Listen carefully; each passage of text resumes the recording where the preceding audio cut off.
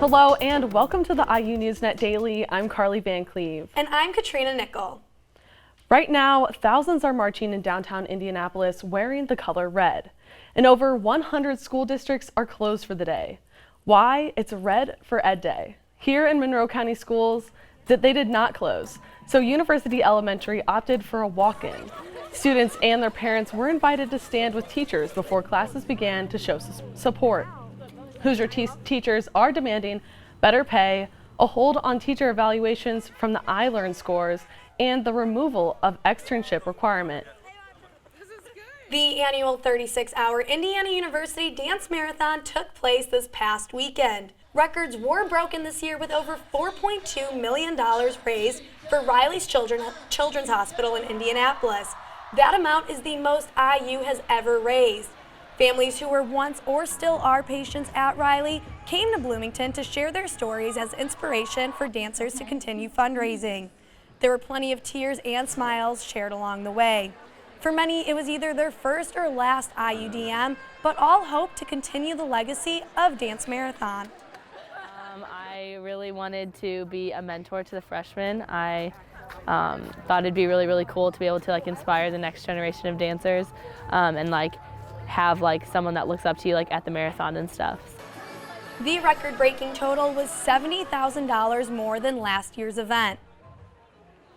Sunday may have been gloomy, but that didn't stop locals from checking out the new Switchyard Park. Located on West Grimes Lane off the Beeline Trail, the new park was built on the former Nickell Railroad Switchyard, which was active from 1982 until 2000. The park spans over 65 acres and was officially opened on Saturday night with a ribbon-cutting ceremony.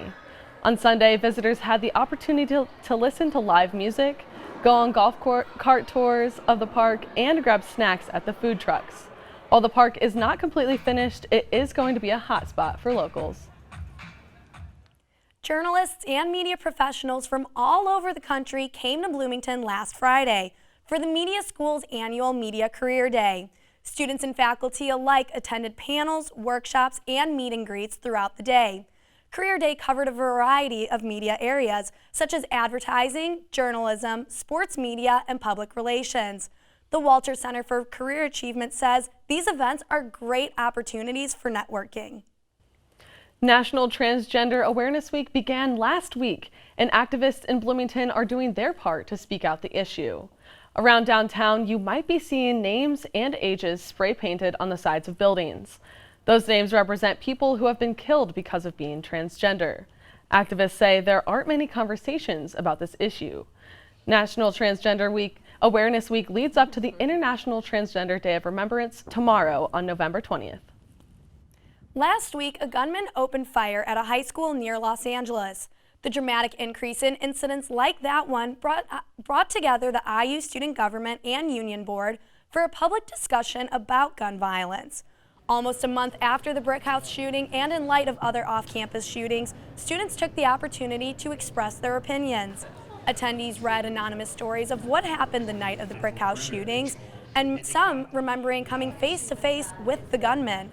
The panel allowed for questions, concerns, and comments on improvements to safety at IU. We know that what federal statute tells us and what IU policy says isn't quite meeting the needs of students now. And so what we want is a different tool for students to actually be able to understand this is what's going on in the community. To honor the house show community, the band Flowermouth closed out the event. As IU men's soccer kicks off into the championship this season, IU NewsNet's Connor Hines has today's sports recap. It was a wild 24 hours for Indiana, but when all was said and done Monday afternoon, the 2019 Big Ten champions are returning to the NCAA tournament as the #5 overall seed. With Sunday's win over Michigan, IU completed the revered double-double over the weekend in College Park, now having both the Big Ten regular season and tournament titles in hand. Yesterday's game was just a battle, and we had to kind of fight and grit in that second half in particular when legs started to fatigue. So to do that and to find the way to win in penalty kicks, I think you get another step for this team just for confidence, knowing that if we're in that position again, it's not uncharted territory, which is great. Penalty kicks were the name of the game in this year's Big Ten tournament. Indiana secured a revenge win over Maryland on Friday as Jack Mayer came through late. The Hoosiers then followed that up in Sunday's championship with Josh Penn's game winner against the Wolverines, in addition to the help of a couple huge saves from freshman keeper Roman Celentano. The win made for a happy flight home to Bloomington and an exciting day after. The team gathered in Assembly Hall Monday afternoon to watch this year's selection show, discovering they'd be the number 5 national seed as IU will play the winner of Kentucky and Loyola Chicago Sunday in Bloomington. For IU NewsNet, I'm Connor Hines. Students at Bedford Elementary School just outside Bloomington are already journalists in the making. The 4th and 5th grade students have turned their daily announcements into a daily newscast. It's the Stalker Wildcat News.